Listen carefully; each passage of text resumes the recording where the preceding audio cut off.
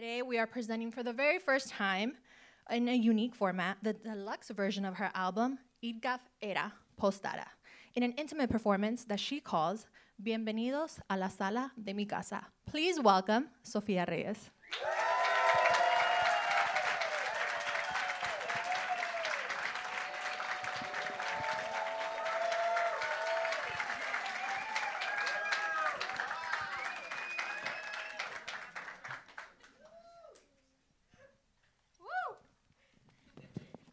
Hola, ¿cómo están? I felt emotional with that introduction, like I want to cry. I swear. First of all, I want to say thank you for each one of you for being here, for making the space to be here. I'm really grateful. This means so much, and of course, the Academy for the space and for supporting artists like me and many more para tener este espacio to express ourselves. This interview will be in English because the show will be in Spanish, but I'm gonna do some Spanglish because my English más o menos. I've been living here for 14 years, but anyways. Well, Sophie, you've had a career of 15 years. I've actually known her for 15 years, 13 years. Insane. Now, I know you've said this question, and you've answered it many times. But I want you to answer it in a different light today. Where did the story really start for you back then? Okay. In Monterrey, Mexico, where I'm from. Woo! Arriba Monterrey. My dad loves music. That's something that I always say. He's a songwriter. He plays instruments. So growing up, I always had that influence in my house, you know. From my mom's side, my grandma played classical piano. So I was always very close to music. And so that's where it really started, since, you know, forever. But then I've experienced different, like, stages in my life where I've been in a duet with my best friend. And we were 11 and 12, and we would be performing at malls in places, you know? And then I moved to Guadalajara. I was in a girl band called Tao. That's where I met my managers, Charlie and Paloma. And we've been together for 15 years, no? Which is insane Especially in the and music beautiful. industry. What? Especially in the music industry. Especially in the music industry. Of course, we're family. And that's where we met. And then we moved to LA 15 years ago. And that's where we met. Yes. I'm trying to make this short, you know, because I know we want to talk about so many things. But music has always been a part of me and my dreams. And the fact that I get to do this as a living, sometimes I still, you know, can't believe it. It's like, what? So after you moved to LA, I feel like you started getting into development as a solo artist, and things moved really quickly for you. Yeah. You got signed to a major label, and then the pandemic hit. Yeah. We did Now Forever together, right? We did. Yes, we did that whole era. The whole era of Now Forever. And then when you got signed to Warner and things started picking up, a lot of people weren't ready for COVID and what it was going to do, right? Yeah. It was a time where you were able to pause and actually look within, and you had such speed of success and being the next big artist and having all these accolades very quickly. Yeah. What did the pandemic do for you as an artist, as a creative? Because you were already starting to develop as what some would call a pop artist. Yeah. What did that time do for you? The pandemic for me was very important. It was a very important moment in my life, because after so many years, I actually stopped, like, moving, you know? Maybe 10 years of career. After 10 years of career, that made me stop. And that's when I actually started questioning myself, you know, what I really wanted. Are these my dreams? Are these someone else's dreams? And And you know, I went to a complete rabbit hole. From that day till this day, I'm still in that rabbit hole. I'm not gonna lie, it's like an infinite, you know. But that's a moment where I realized how important it was for me to question that, you know, and it's very scary too, because realizing that so many things that you believed were your dreams, and that you believe the path that you were, you know, going, are not yours is really scary. And so, yeah. Y de ahí para adelante, y bueno, I turned 30, so la crisis de los 30, you know, and it keeps going. Now with your album, you've turned back into a sound that many people don't really maybe know you for. I know you for it. When, you know, you started your career, you were the little girl on the piano, very raw, melancholic. Sí. Everything was very deep that you would write. And you went into a more of a pop genre, and that really took off. But now you're going back to that. Yeah. In that time of pandemic and redefining yourself and really trying to stray away from all these narratives that people were trying to put on you, what do you feel is it like to live in that gap between who you are on the inside and who you're starting to become because of the industry or what you were, you know, being made into? Yeah, I have this strong feeling of really wanting to go back to those roots, which is go back to raw, go back to intimate, go back to playing the piano, singing melancholic songs, maybe. I really do have that strong feeling of going back to that. That really started in 2020, 5 years ago, almost 6, maybe 6 years ago. Insane. That's crazy. And so it's been a process for me, not wanting to do a crazy, impulsive jump, but really taking the time to understand myself more and exploring myself more. IDGAF ERA, which is my most recent album, it's an album that is very como extrovertido, yo siento. Extroverted, thank you. I told Yanina, can you translate for me cuando hable español?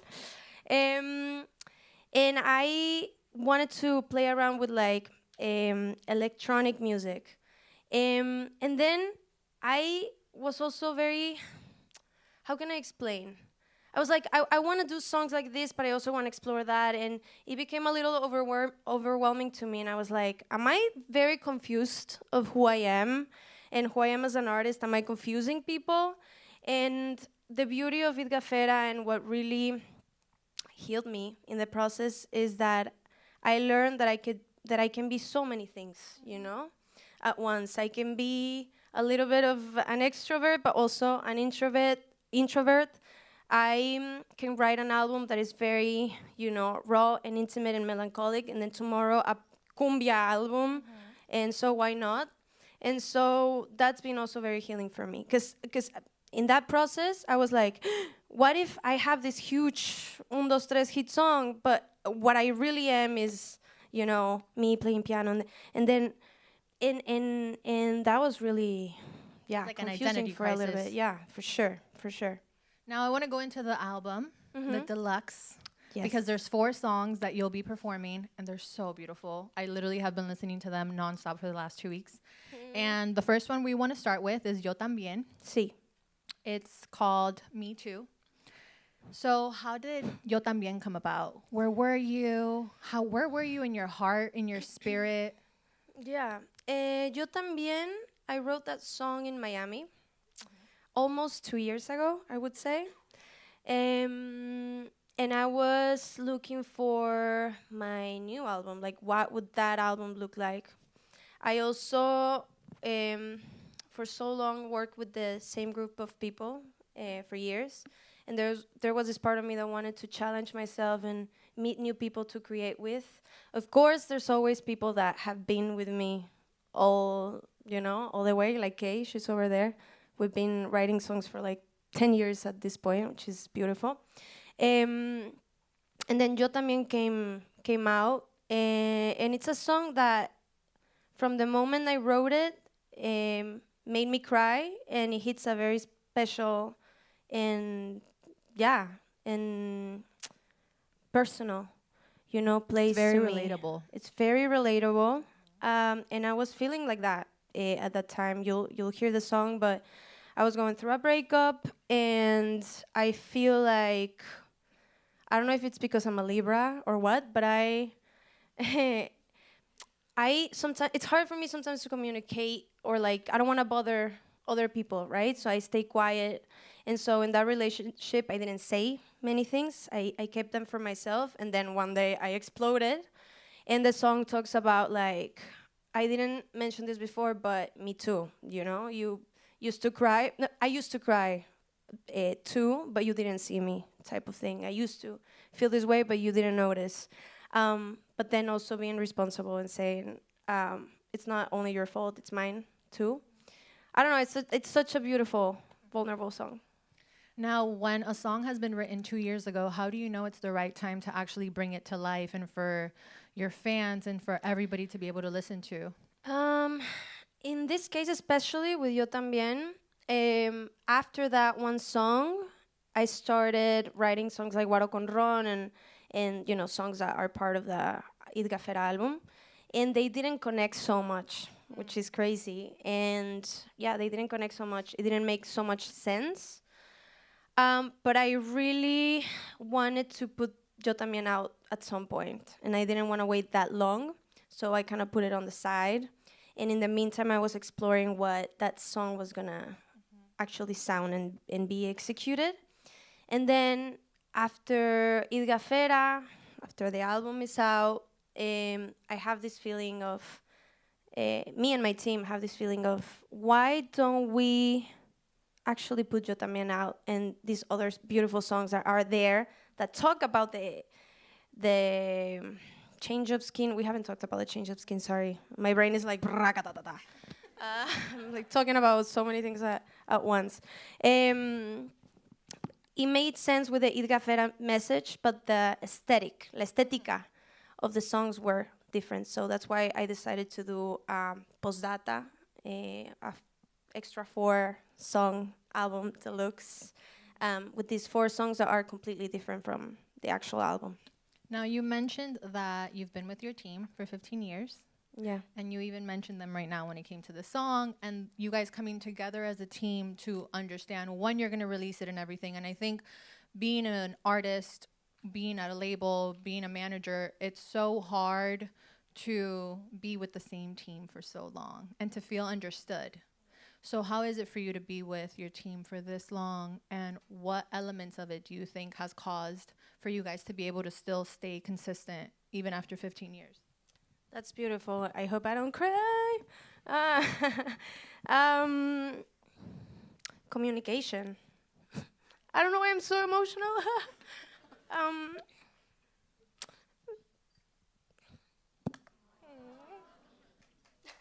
Go Parley and Chaloma, Charlie Paloma. Woo, woo, woo. Okay, whatever.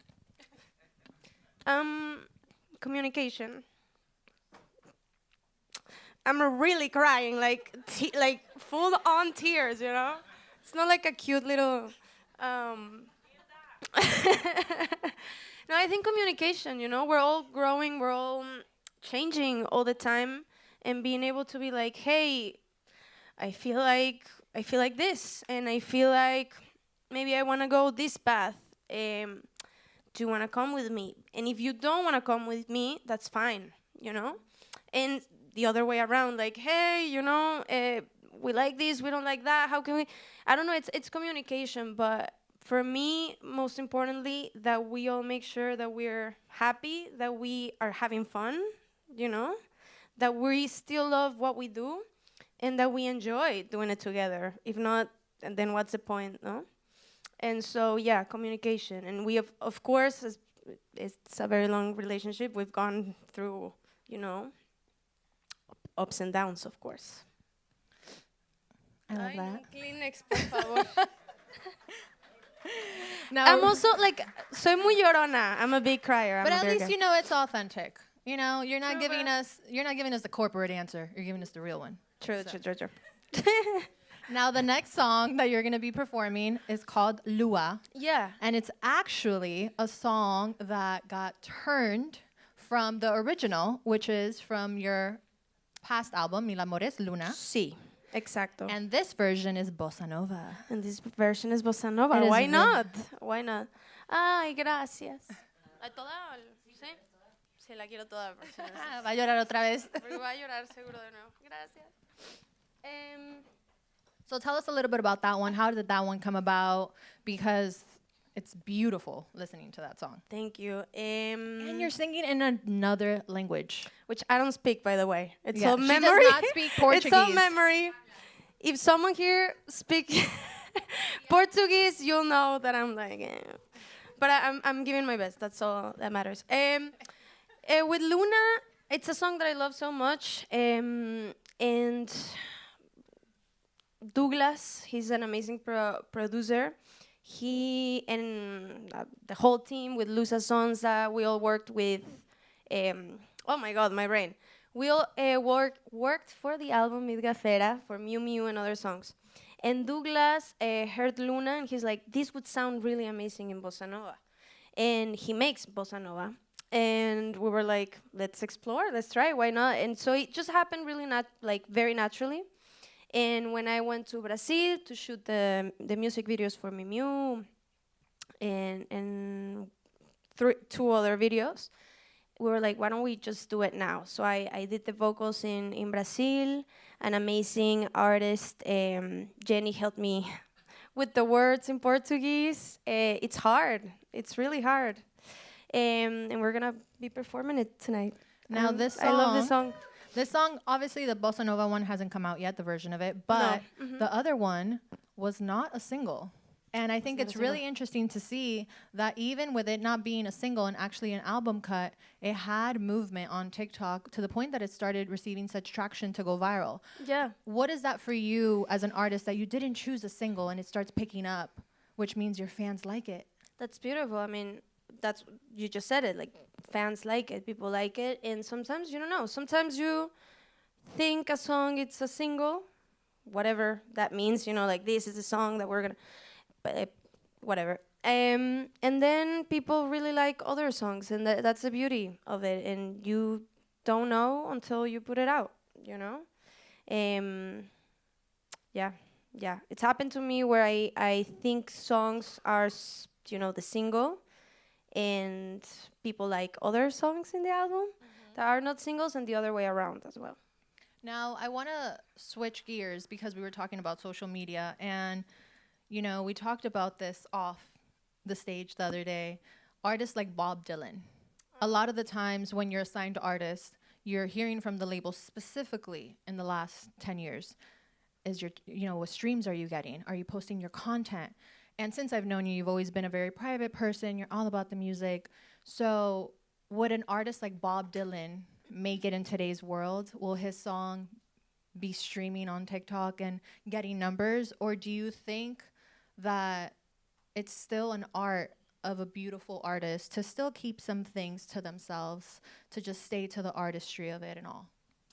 I mean, we were talking about this the other day. Of course, it's impossible to know, but I feel like there's a big pressure, and I'm gonna speak for myself, in how the not just the industry, but in how the industry is moving with like going viral, and is this song this big? Does it have these numbers? Does it have a trend? Keep posting every single day till this song, you know, till this video becomes. And I've seen how even with labels, and I don't know, we talk about it so much. Before, would go to bars, find artists, like help develop them, you know, grow with them and stuff like that. And I feel like right now everything is so fast food that, I don't know, I just hope we don't miss that, you know. I've seen how even with labels, it's like, this is an amazing artist, but, you know, it has 10 likes, so we're not going to sign this artist, and it's so sad, because there's so much for an artist to, I don't know. How are you able to balance Mucha vida. that when people are telling you, whether it be labels, fans, naysayers, like, What was the question? Perdón. if you were an artist in today's world, well, you are an artist in today's I world. am, But, yeah. But if you were, let's say Bob Dylan was here, do you think an artist like that could still make it in today's industry when A&Rs are not scouting at bars as much, are not looking at that, but are basing it all on if your videos are going viral, if you have a certain amount of followers, and then they're seeing the value of that rather than the talent? It's hard to tell, but I do believe there are so many Bob Dylans around, in every corner of the world, and they might not use social media, or and that's what's a little sad to me right now. How do you balance that to not have your value be deemed on whether a song that you released is going viral or not? I swear that for me has been a journey. And I go to therapy and coaching specifically about this topic because especially in my journey, I've had ups and downs, right? And I've had moments where my song is playing everywhere, and I'm like traveling here, traveling there, singing here, singing there, and the label is like and all that. And then I've had moments when that doesn't really happen, and it's sometimes a conversation, the automatic conversation comes in like, oh, maybe there's something wrong with me, maybe I'm not that good of an artist, maybe blah blah blah blah blah. And like for me, the journey is to really try to see it as a separate thing, where like I'm an amazing artist, I have a great message to the world, importa lo que tengo que decir, and it's a concept. Sometimes a song will be here, sometimes acá, blah blah blah blah blah, and that doesn't change my worth. It's been a journey. I'm not gonna lie. Sí. But you're aware and you're working on it. So. Yes. Now, the next song that you're going to be performing is called Saberte Querer. And this song is so beautiful as well. I know I keep saying it, but I truly mean it. When you guys hear it and see it, it's just insane. Now, how did this song come about and the production of it, the people that were involved, the worldwide collaboration, okay? No, when you guys hear this story, okay, the worldwide collaboration of when I heard about it, I was like, what? How do you get what? No, it's beautiful. Bueno, Saberte Querer, it's a very special song. The original song South is in my album IDGAF ERA with Leo Rizzi. He's an amazing, amazing artist. First of all, I really wanted to do something with him, a song with him, and it happened. So that for me is just insane. And I wrote the song with Kay, with Castello. And then we did, for this IDGAF ERA deluxe album, an orchestral version. Orchestra version. And Juan Luqui, he's around here. I don't know where ¿Dónde está? He's also my boyfriend, which is so fun. Woo! So fun. He's an amazing artist, amazing composer, amazing producer, amazing boyfriend. And he did this beautiful version. And to actually experience it, we were on a Zoom with the whole orquesta. Where was the orchestra Budapest. from? Where was the orchestra from? Budapest. They told me today it's Budapest, not Budapest. Anyways, I didn't know that. But it was such an amazing experience. I felt very overwhelmed by excitement seeing how many people estaba ahí en la orquesta? 50? Sí, 50 people playing, the strings and this and that. It was very beautiful. So that's going to come out as well. And it was a journey to figure out this song. So many layers, Now, this is a duet, and I know I've told you this. Yeah. I love your duets. When you do duets, they just hit the heart. They're just so strong. You feel the guy singing, you feel your words, and it's just beautiful. So how was it for you to choose Leo specifically? And how did that come about, being able to work with him and knowing that he was the one for this song? Yeah, no. When we wrote the song, I was like, I really, really want Leo in it. I've been listening to his music for so many years now. And his voice is so special. He sings with soul. And yeah, but I didn't know him personally. So How I did that sent come him about? an Instagram. You slid in his DMs. Yeah, I did that. Wow. And Before, here we are. Very professional, though, of course. Very professional, of course. No, but I love that he was like, "Hey, Sophia, let me hear the song first, and I'll let you know." And he really loved it. And I love artists like him also being like, "Let's see if I like it or not, if I he was connect to honest. it or not." Yeah. And so yeah, I love the song so much, and I love him so much. I met him in Spain. We did a live version of Saberte Querer. I love that.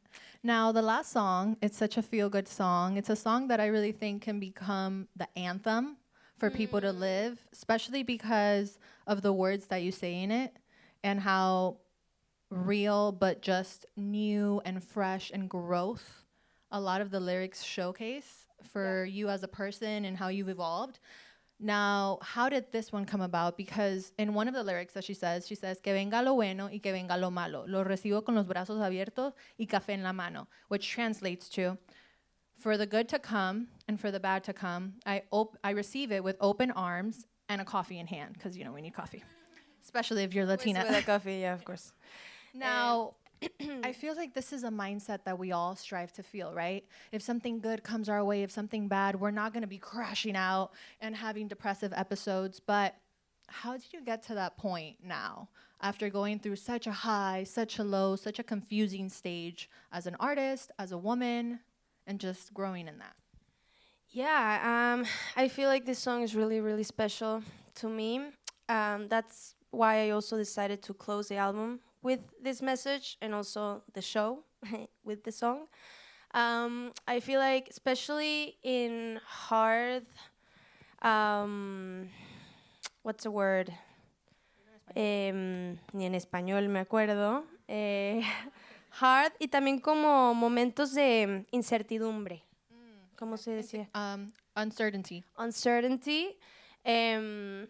This song really speaks to me. I wrote it maybe like a year ago, and it hits me harder now than when I wrote it, which is a beautiful thing. And you wrote it with Leroy? Leroy Sanchez. No sé si vino. ¿Sí? Woo! He's an amazing artist. I love you so much. No te veo por la luz, pero thank you for being here. I love you so much. Yeah, I think it's beautiful that you accept life as is, with the good and the bad, and we know that hard times will come, great times will come, and we're here with an open heart to receive it, ¿no? Y vivirlas y sentirlas todas, para poder sentir y vivir también todos estos highs y todas estas bendiciones.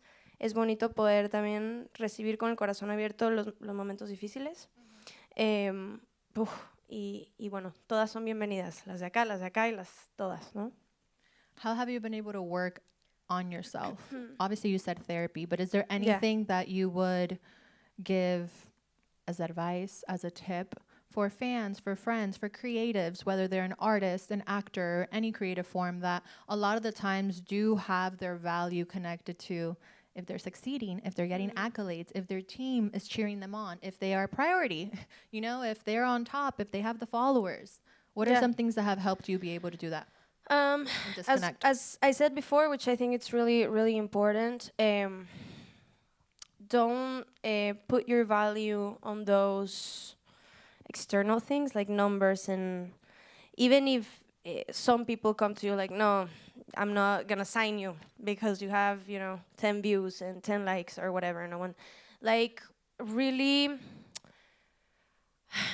connecting to that I think it's easier said than done for me because it's been a journey. Pero like really connecting to who you are and where you want to go and what you want, and like connecting to your message and your art, and becoming better at it, you know, and feeling at peace with that. That's gonna be way bigger than anything else. Y sí, lo voy a tratar de decir en español. That's okay. So I think it's gonna come out better. Pero sí,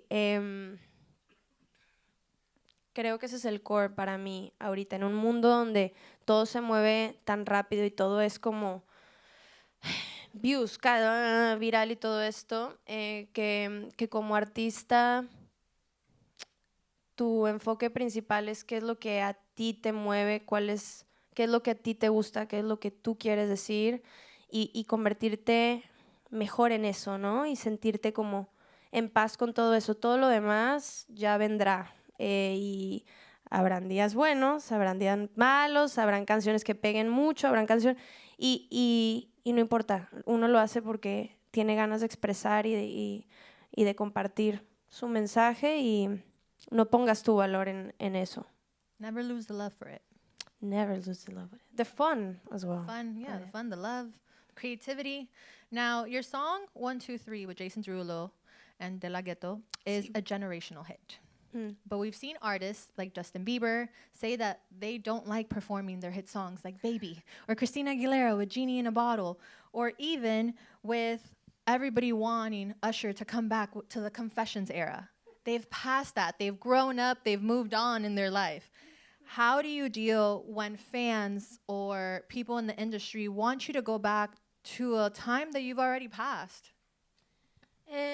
Of course, and as an example with 123, I have a very special place in my heart, 123, and I really honor and I'm completely grateful for that song, because thanks to that song, I'm also here. I love performing the song.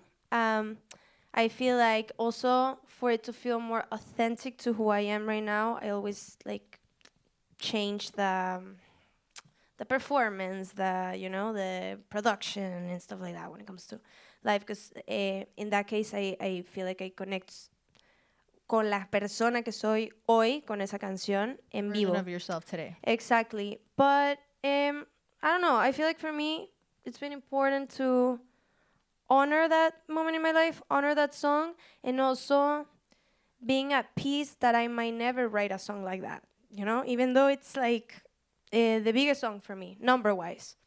And being at peace with that, maybe yes, maybe no, I don't know. And also being at peace that maybe some people connect the most with me in that era, let's say 123, but maybe they don't connect to whatever I'm gonna be doing next, and that's fine. I can't stay in the same place, you know, at the end of the day. But I really honor it. You still have a good grateful. relationship with the song. For sure, I love it. It's such a fun song. It's so fun. Sí. Now, producers like Dr. Luke and Max Martin always talk about the formula of a hit. Yeah. What is your take on that? Because, like you said, you've tried doing 123 in other times, and it just didn't come out. It didn't feel authentic. Yeah. When 123 came out, we were like, we got the formula, and we need to make more songs just like 123, right? And they didn't actually come out. And it took me 1.5 years to release the next song after that, because we were looking for that one song that was even bigger than 123, you know? And so that was also a big lesson for me. And then after that, the next song I put out what had great numbers, but it wasn't as big as 123, right? And so also experiencing that and experiencing, you know, songs coming out and not becoming, I don't know, you know, has been such a healing experience for me. And ya me Do fui. you think the formula still exists in 2026? Of course. Yo siento que siempre hay fórmulas. También creo que things are changing so fast that also it's like there's a formula, but at the same time, we don't know. It's like so weird. And I feel like also new generations want to hear refreshing Creativity. songs. See, very refreshing, very like out of the box. And I love that that is happening. Yeah. You mentioned a little bit ago that some of your fans may not follow you on your journey because they don't relate or they don't like the music.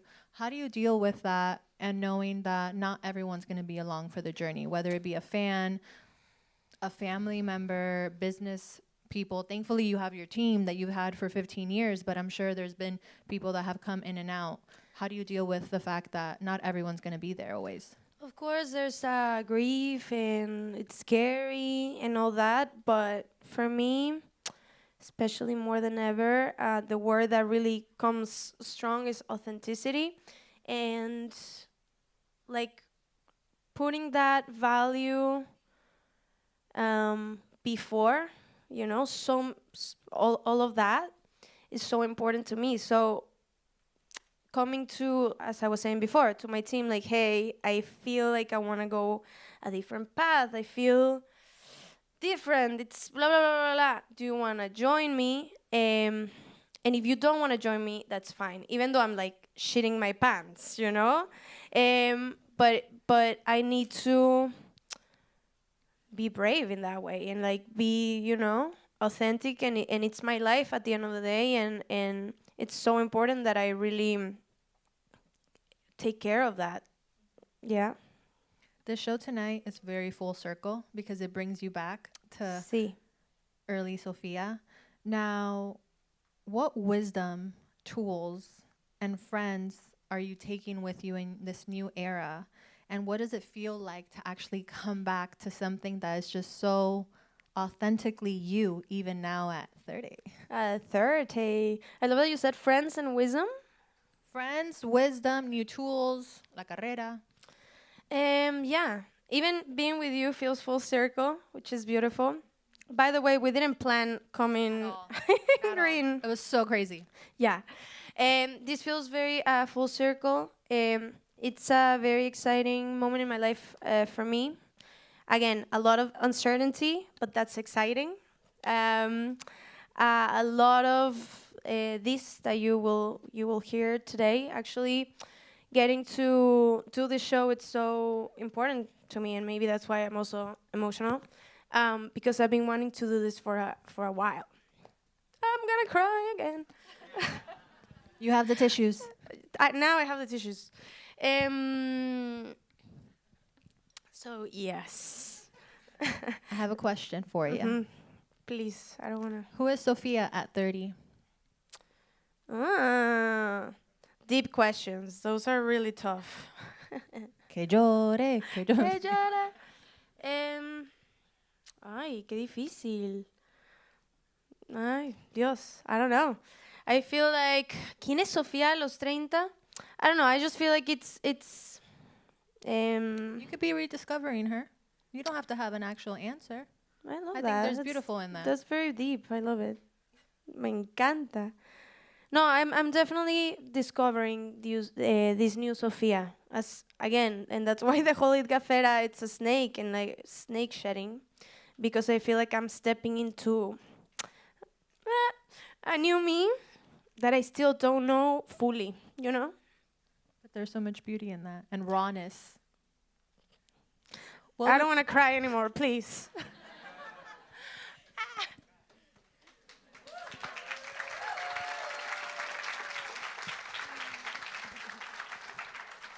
Sophia. Yes. Now, you showed up tonight very authentically, which is why everybody loves you. From your friends, to your fans, to your family.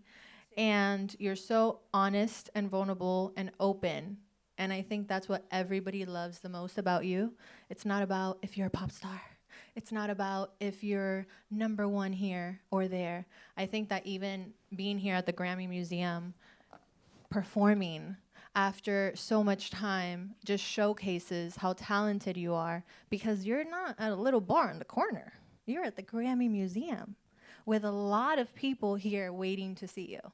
So I just want to tell you that... No pressure. I just want to tell you that we are so excited, and I'm sure, speak for everyone in this room, to see not only the performance, but to see your growth, the discovery that you have for yourself.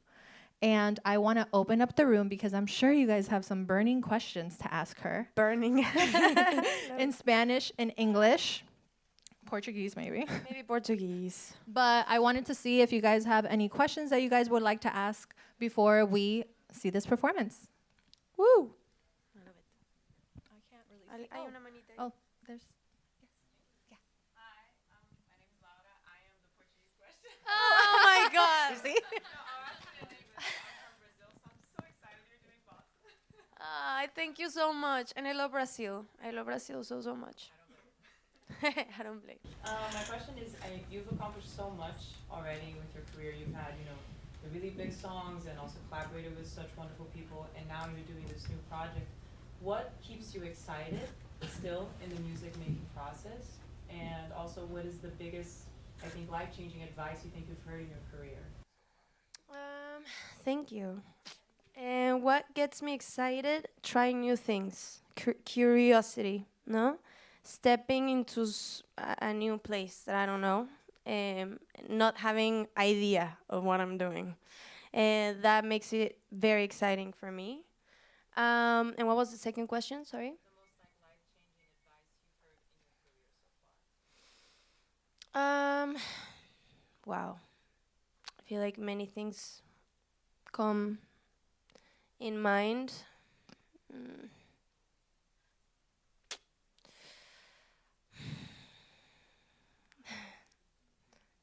Life-changing. Or like that maybe gave a new direction for your career. You were like, that changed everything. I feel like for me is it that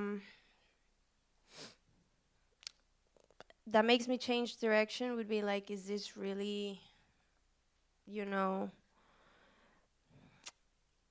como moving my soul? Do I feel like purpose? Do I feel like, you know what I mean? Or is this like, okay, So really listening to that. Pero alguien te dijo alguna cosa que te cambió la mente, como viste, como estabas pensando algo. Que me cambió la mente a alguien. Sí, algo que alguien te dijo a ti. Bueno, algo que sí me cambió la mente. And this is thanks to Charlie. Again, I don't know exactly where they are, but when I was going through this crisis of like, am I this type of artist? Am I this type of artist? Like, I want to do this and that. And he said, but like, you're so many things, You can be all, Sometimes you like to be quiet and meditate, and sometimes you go out and like rave and stay till 6 a.m., And you like this and you like that, and it's beautiful that you embrace all parts of you. You don't have to like, and it's funny because I was like thinking I don't want to feel like I'm stuck in a box, and at the same time I was putting myself in a box. So yeah, that would be it. Gracias. Thank you. Obrigado. Oh, your question? Hola Sofía, buenas noches a todos. Soy Lupita Mendoza de Notitas LA. Siempre es un gusto apoyar tu carrera por aquí. Yo siempre viéndote por años. Gracias por estar aquí. Oye, pues felicidades por esto que hoy te presentas aquí en el Grammy Museum.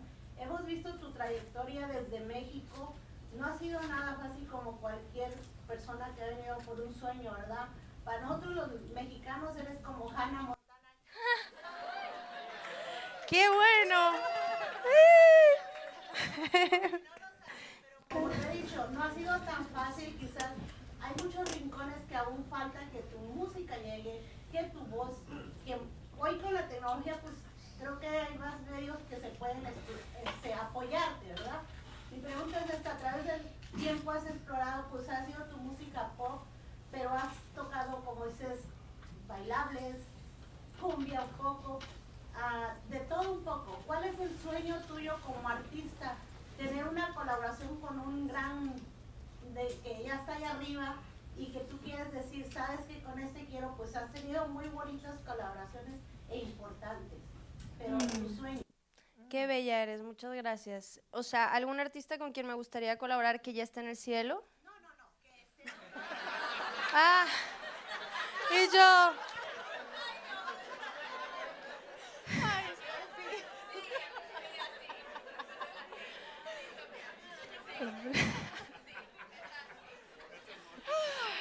¿Cuál era la pregunta, perdón?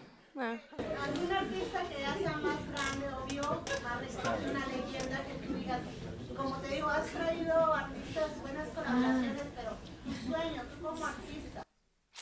Uy, hay muchos, la verdad es que hay muchos, pero o sea, alguien que tengo muy presente desde hace un rato es Natalia Lafourcade. Siempre lo digo, hermosa, tipo, la amo y me encanta cómo canta desde su alma, ¿no? Es muy mágica esa mujer. Entonces, sí, diría que Natalia Lafourcade, pero hay un listado gigante, enorme. Gracias.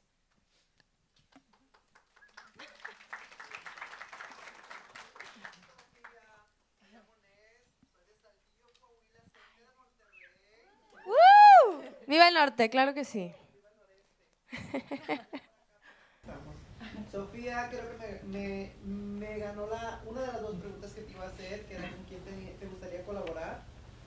Otra es, ¿quién fue tu inspiración? O sea, tú cuando estabas niña, cuando querías cantar, cuando querías salir adelante, ¿qué canciones cantabas? ¿Quién era tu inspiración para poder, no sé, alguien con quien cantabas cuando estabas en la regadera o algo así? ¿Quién Me encanta. Gracias. Bueno, mis papás escuchaban mucho Miguel Bosé, es algo que he hecho toda mi vida. Miguel Bosé, y fui a muchos de sus conciertos y me encanta su libertad en el escenario y cómo se movía y bailaba y tal. Más chiquita, súper fan de Hilary Duff, por ejemplo, obviamente. Obviamente Miley Cyrus, ahorita que decías de Hannah Montana, 100%. La Oreja de Van Gogh. Me encanta La Oreja de Van Gogh, me gusta mucho Julieta Venegas también. Sí, son artistas que escuchaba mucho desde chiquita. Yo creo que también mucho por la influencia de mis papás. Gracias, gracias a ti. Gracias por venir.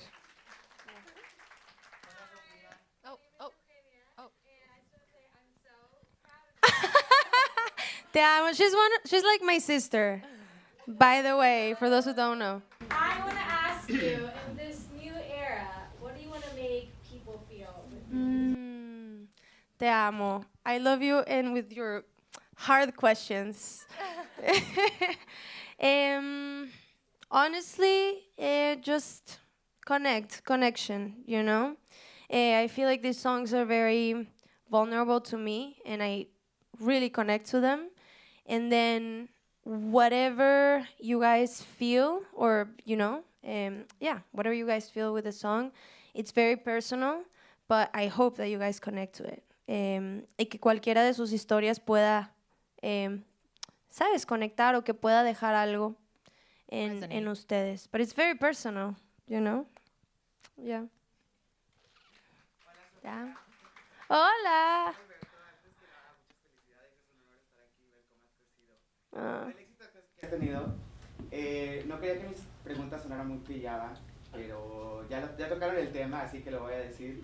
Hace rato dijiste que había probablemente muchos Bob Dylans allá afuera que no lamentablemente nunca van a ser descubiertos. Entonces mi pregunta es, ¿qué les dirías? ¿Qué les dirías a esos? Si alguno de ellos llega a ti y te pide algún consejo, algo por el estilo. Qué hermosa pregunta. Y que ojalá que sí sean descubiertos, como tú dices, o sea, no quiero yo decir eso, ¿no? Pero ¿qué les puedo decir? Should we say it in English? Yeah, I think it's maybe. a good question. Yeah. Maybe. No. So real quick, I just don't know if anybody in here doesn't speak Spanish, Do you want but to translate it? yeah, maybe? so he just asked that we were talking about Bob Dylan and the artists that maybe in today's world are Bob Dylans and aren't really posting on social media and may not get discovered as much as she does hope that they do. So he asked, what advice and what would you tell them? My advice would be to keep creating from your authenticity and your heart and be you. And reality is social media is important for us in, you know. I struggle with social media because I normally don't have my phone with me. I'm very like, but I do it, and I love to also see it from a perspective of the beauty of how social media can be a very extreme and huge tool for us to share our music, you know? Como, and I go back to Spanish, como one video can actually reach billions, you know? Millions and millions of people. So seeing it from that place, it's beautiful. Not with the pressure of like, you know? And also through social media, sharing yourself as authentic as you know you are. That would be my advice that I also tell myself, you know. And I feel like everybody deserves to be heard. You know, there's so much beautiful talent in the world. Okay, we have time for one last question.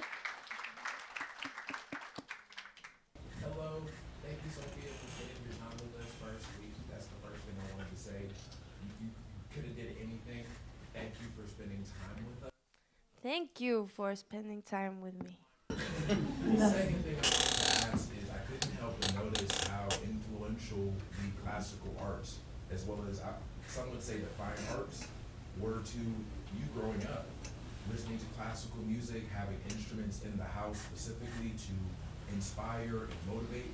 And one thing I wanted to ask is for any children who aspire to that same path, not necessarily Bob Dylan's, the children specifically, you know what I mean? And I also noticed the theme of integrity, you sticking to your guts, you sticking to your guns, your morals, values. How important is it to do those things, especially in this industry? What would you say just to children that are pursuing that path and need some guidance?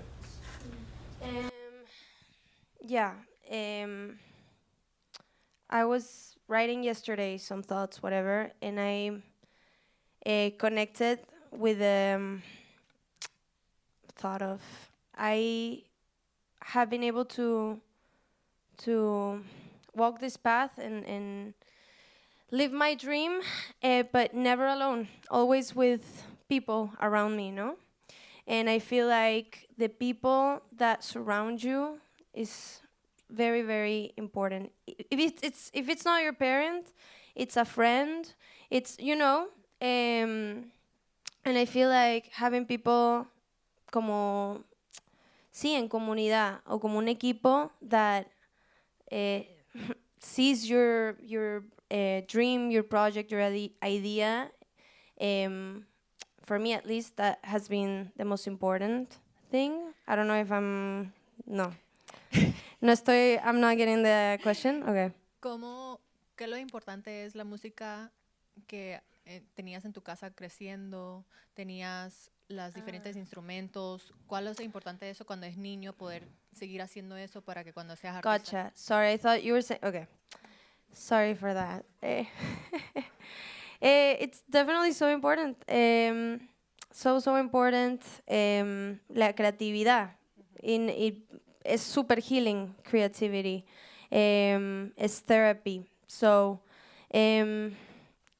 having, for me, guitarra, piano, juegos, instrumentos with musical things is something that, you know, I always had around. But I also feel, you know, grateful to my parents that they helped me out. But it is important that kids play and create and have that. Mi cerebro no está funcionando. Yo creo que es porque quieres cantar. Sí, porque quiero cantar. Bueno. We'll talk. You and I will talk later. I can give you a better answer. For sure. Her body just wants to sing and move, you know? Is everybody ready for a performance? Because I think we are. Yes.